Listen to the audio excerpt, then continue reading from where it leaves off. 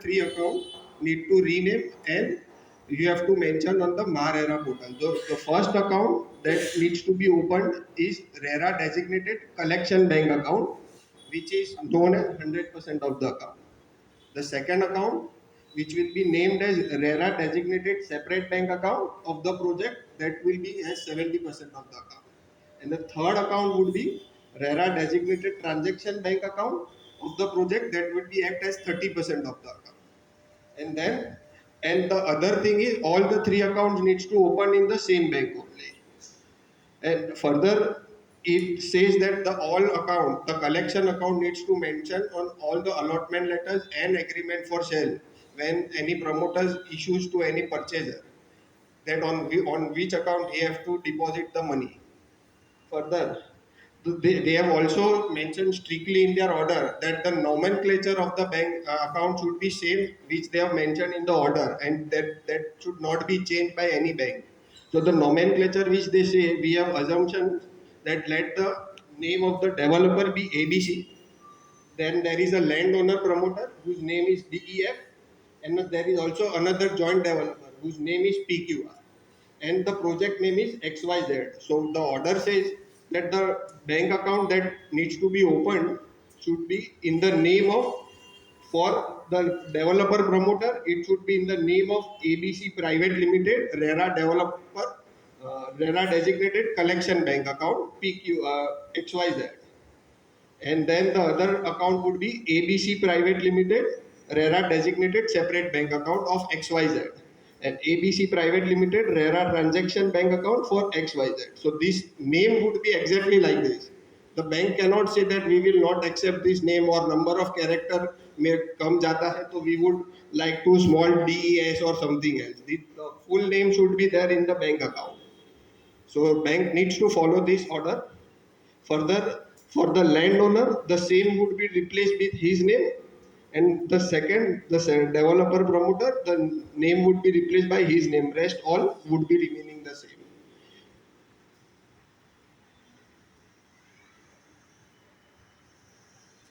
Further, it also says that any money, so any money deposited in the collection bank account and separate bank account would be non-lien, no mortgage, no charge can be created on this amount. So hence the money paid by the purchaser would be fully secured, and the developer cannot create any charge, any mortgage, or even if they have taken a loan, a lender cannot be an escrow to this account. It would be completely in the control of the developer, and he have to use that money for the project only. Then even a bank needs to give a declaration that they have opened an account for the promoter in the format B. The format has been attached to the order, and it's then in the same format they have to provide it, and which the bank provided to the promoter, and promoter will be uploading on RERA website at the time of registration of the project. As I mentioned that further that 100% account and 70% account would not be permitted to be withdrawn by any means. So then the 100% account would not be having credit card facility, checkbooks, or even a demand draft cannot be issued from that account. It would be completely secured, and it has ensured that the amount deposited in that collection account would be full 70% of that utilized for the project only. Hence, the promoter cannot misuse that fund anymore. Hence, they have also mentioned that banks should strictly follow the nomenclature as prescribed in these directions. And then the 70/30 should be on the auto sweep mode. This is an flow chart that we have prepared for the better understanding. As you can see that there is a RERA designation. So the designation collection account where 100 rupees if deposited by any purchaser of the flat, directly 70% will go to the separate bank account and 30% would be go into the transaction account. This will be auto sweep. So there would be no mandate will be given at only once when the time of opening of account, then it will be automatically goes in the 70 rupees will go to the 70% account and 30 rupees will go to the 30. From the 70% account, the developer can use the amount for the following purposes: development cost, land cost. If there is a cancellation of any allotment, then only 70% would be given from the 70% account, and the balance 30% needs to be paid from the 30% account. Then, if any penalty or interest has been levied on the developer, then it would needs to be paid from the 30% account. It is not considered as a part and a cost of the project. The developer needs to pay from his account, which is 30% of the account. And the highlights of these two, 70 and 100, is that they both are kept as a on there, so there would be no encumbrance on that account.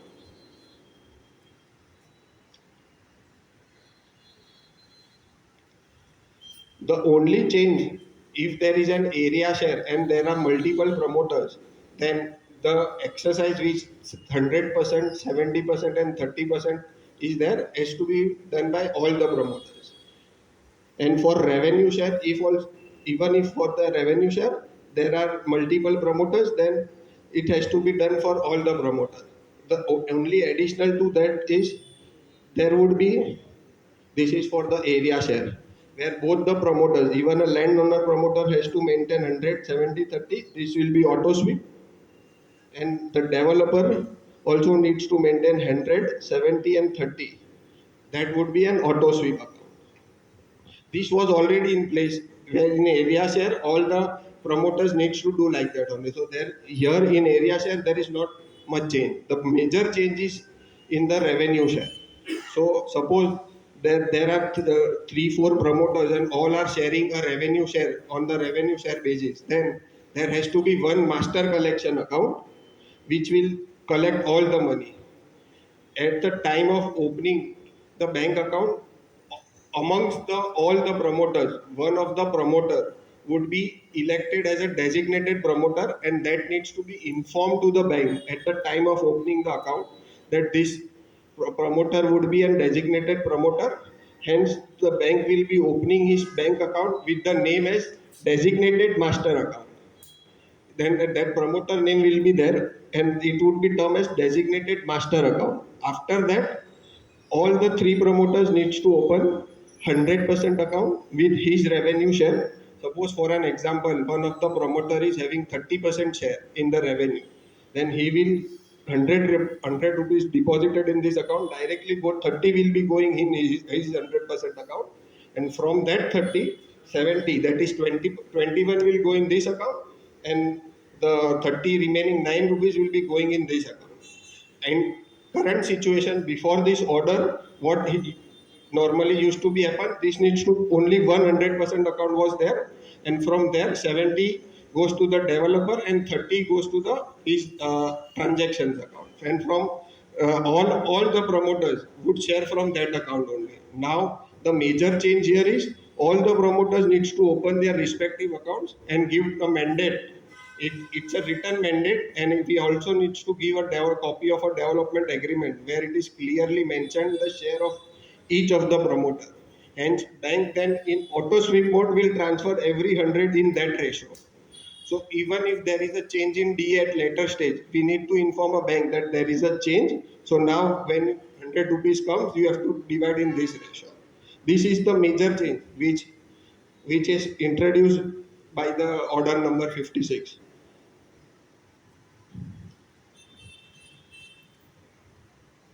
After that, they have also instructed banks that bank should not the bank should not 100% account should not be an escrow account, and it should not be lien free from lien loan and third party control. That 100% and 70% account should not be there. So this ensures that the amount should strictly utilize for the project.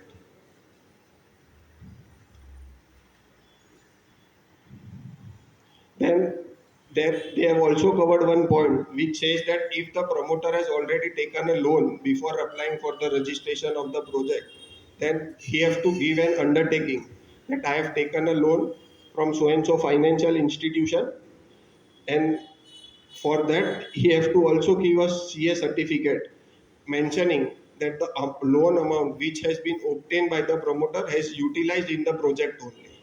If that is not, if that certificate has been given, then the promoter can use his separate account, 70% account, to service that loan amount. Otherwise, he cannot service that loan amount. Here, this is the format where the down there is a format which he needs to give: name of the lender, address of the lender, date of borrowing, sanction amount, disbursed amount, outstanding amount, details of mortgage, and the same should be supported by the CA. And the CA should strictly say that the amount utilized has been the amount used is for the project only, and no other amount has not been utilized for any other purpose.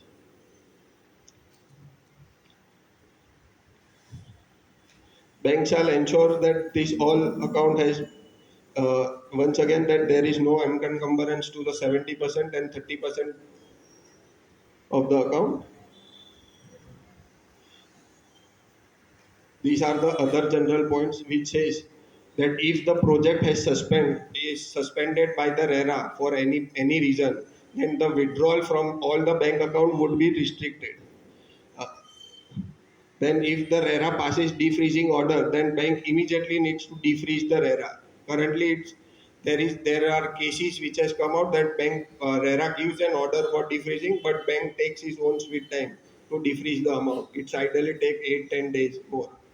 So then they have also clearly mentioned that the defreezing should be immediately. As discussed, the designated promoter would be liable to update everything on MARERA portal. So if there are multiple promoters, amongst the promoter, they themselves has to select that who will be the designated promoter, and then he will be liable to update everything on MARERA.